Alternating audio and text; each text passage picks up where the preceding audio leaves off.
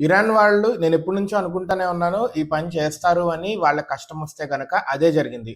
America Iran మీద bomb చేసేసరికి వీళ్ళు స్ట్రెయిట్ ఆఫ్ హోర్ముజ్ ని బ్లాక్ చేస్తున్నారు. స్ట్రెయిట్ ఆఫ్ హోర్ముజ్ ఇది చాలా important, one of the important choke points అనమాట. ప్రపంచంలో ఉన్న చోక్ పాయింట్స్ చాలా ఇంపార్టెంట్. దగ్గర దగ్గర 20% of daily consumption of oil ప్రపంచంలో ఇక్కడి నుంచే వెళుతుంది. ఈ స్ట్రైట్ అనేది మొత్తం 167 కిలోమీటర్స్ లాంగ్. అయితే నేరో పాయింట్ వచ్చేసరికి 33 కిలోమీటర్సే ఉంది. ఆ 33 కిలోమీటర్స్ లో కూడా మ్యారిటైమ్ ట్రాఫిక్ ఉంది కదా, ఇన్కమింగ్ అవుట్ గోయింగ్ వెళ్ళే ట్రాఫిక్ ని హ్యాండిల్ చేసే 3 కిలోమీటర్స్ వరకే. ఎందుకంటే అక్కడ లోతు ఎక్కువ ఉంటుంది అనమాట. సో షిప్స్ వెళ్ళాలంటే లోతు ఎక్కువ కావాలి కదా. ఈ 33 కిలోమీటర్స్ నేరో స్ట్రైట్ ఎక్కడైతే ఉందో దాన్ని బ్లాక్ చేస్తే పర్షియన్ గల్ఫ్ నుంచి గల్ఫ్ ఆఫ్ ఒమన్ కి అరేబియన్ సీకి కనెక్షన్ అనేది ఉండదు. అయితే ఇక్కడ నుంచి ఇంకా రాకపోతే ప్రపంచానికే చాలా ముప్పు. ఎందుకు?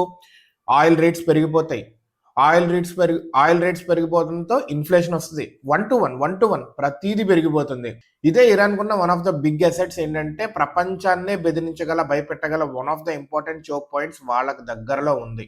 ఇది యుఏఈకి ఇరాన్ కి కనెక్షన్ లో ఉంటుంది అనమాట. సో ఇరాన్ అనేది బ్లాక్ చేస్తే ఇక అవ్వదు. ఒపెక్ నేషన్స్ అన్ని ఈ దారి ద్వారానే ఆయిల్ ఎక్స్పోర్ట్ చేస్తుంది. సౌదీ అరేబియా కావచ్చు, యుఏఈ కావచ్చు, ఒమన్ కావచ్చు, ఇరాన్ కావచ్చు, కువైట్ కావచ్చు, ఇవన్నీ అనమాట.